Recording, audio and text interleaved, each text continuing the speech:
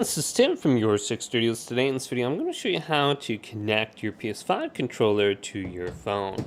So this is very easy to do. Just swipe down from the top right, and we want to locate Bluetooth. Now we could simply just hold down on this button, but I'm going to go up to settings right here, and then I'm going to go to where it says connections.